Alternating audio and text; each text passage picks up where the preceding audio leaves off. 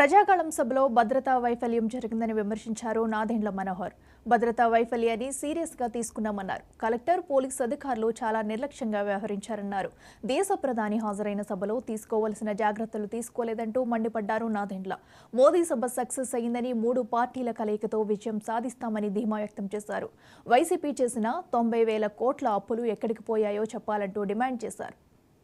ఈ రోజుకి కూడా 91,000 కోట్ల రూపాయలు వీళ్ళు తీసుకొచ్చిన అప్పుల్లో ఎక్కడ పోయిందో ఎవరికి అర్థం కాని పరిస్థితి.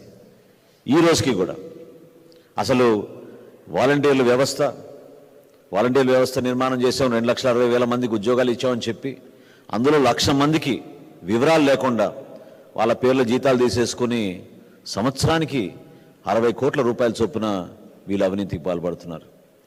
స్థానికంగా మీరు చూస్తే ఇక్కడ ఉన్న సలహాదారులు ఏ విధంగా దాదాపు 680 కోట్ల రూపాయలు వీళ్ళు ఈ 5 సంవత్సరాల్లో ఖర్చు పెట్టి ప్రభుత్వాన్ని దుర్వినియోగం చేశారో ఇవన్నీ కూడా మీరు చూశారు. మేము జనసేన పార్టీ నుంచి మేము వీటన్నిటి కూడా వివరించుకుంటూ వచ్చాం. మేము కోరేది ఏంటంటే ఖచ్చితంగా రాబోయే రోజుల్లో మన దేశానికి నరేంద్ర మోడీ గారి నాయకత్వం ఎంతో అవసరం. వారి అనుభవంతో, వారికి ఉన్న పట్టుదలతోటి, వాళ్ళకున్న దూరదృష్టితోటి, విజన్ తోటి ఒక అంతర్జాతీయ స్థాయిలో ఆయన ఆలోచిస్తున్నారు. కాబట్టి తప్పకుండా ఆంధ్రప్రదేశ్కి ఆ విధంగా అభివృద్ధి జరుగుతుంది. మనం చేయాల్సిన అనేక కార్యక్రమాలు సంక్షేమంతో పాటు అభివృద్ధి అనే దానిపైన ఫోకస్ చేసుకుంటూ ఖచ్చితంగా ప్రభుత్వాన్ని ఏర్పాటు చేస్తాం. అందులో ఏమాత్రం కూడా ఎవరికి ఎటువంటి డౌట్ లేకుండా క్షేత్రస్థాయిలో అద్భుతంగా ప్రజలు స్పందిస్తున్నారు. ప్రతి నియోజకవర్గంలో కూడా ఇట్స్ ఓన్లీ అబౌట్ మెజారిటీ తప్ప గెలుపు ఎవరనేది ప్రజలు చాలా స్పష్టంగా నిర్ణయం తీసుకున్నారు. ఎన్డీఏ కూటమికే ఈ గెలుపు అనేది. Bharatiya Janata party, Telugu Desam party, Janasena party కలిసి ఈ కార్యక్రమాన్ని ప్రజల్లోకి అద్భుతంగా తీసుకెళ్లే విధంగా మేము కృషి చేస్తాం.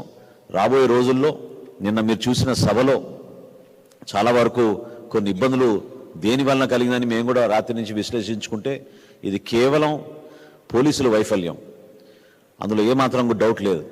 మేము అనేక సందర్భాల్లో అక్కడ స్థానికంగా ఉన్న సెక్యూరిటీ మెజర్స్ పైన, మా కోఆర్డినేషన్లో జరుగుతున్న కొన్ని అంశాలపైన మా నాయకులు అక్కడున్న పోలీసు అధికారుల దృష్టికి తీసుకెళ్లినా కూడా అసలు ఊహించని విధంగా వాళ్ళు ప్రవర్తించుకుంటూ వెళ్ళారు. అసలు నేను మొట్టమొదటిసారి చూస్తున్నాను, ప్రధానమంత్రి గారి సభకి పాసులు బ్లాంక్గా ఇచ్చారు, పేర్లు లేవు, ఫోటోలు లేవు. అసలు జిల్లా కలెక్టరు, ఒక జిల్లా ఎస్పీ ఏ విధంగా అట్లా సంతకాలు చేసి పాసులు ఇచ్చారనేది ఈరోజు జనసేన పార్టీ నుంచి మేము ప్రశ్నిస్తున్నాం. ఈ చాలా సీరియస్గా తీసుకోవాల్సిన అంశాలు. దేనికోసం వీళ్ళు ఈ విధంగా ఇంత రెక్లెస్గా బిహేవ్ చేశారు? ఎందుకు ప్రధానమంత్రి స్థాయి వ్యక్తి వచ్చి మనకి సభ నిర్వహించుకుంటున్నప్పుడు తీసుకోవాల్సిన జాగ్రత్తలు? ఎందుకంటే పెరిమీటర్ అంతా వీళ్ళ కంట్రోల్లో ఉంటుంది. పెరిమీటర్ మన స్థానిక పోలీసుల కంట్రోల్లో ఉన్నప్పుడు ఎందుకు ఈ విధంగా వాళ్ళు పూర్తి స్థాయిలో ఇటువంటి ఒకేషన్కి వాళ్ళు గేరప్ అవ్వలేకపోయారనేది తప్పకుండా దీనిపైన ఎంక్వైరీ జరగాలి.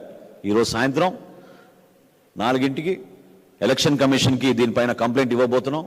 తప్పకుండా ఎవరైతే అధికారులు దీంట్లో నిర్లక్ష్యంగా వ్యవహరించారో వారిపైన తప్పకుండా చర్యలు ఉంటాయి రాబోయే రోజుల్లో అనేది నాకైతే చాలా బలంగా నేను కోరుకుంటున్నాను. ఇది చాలా తప్పు. ఇది ఈ రోజుకి కూడా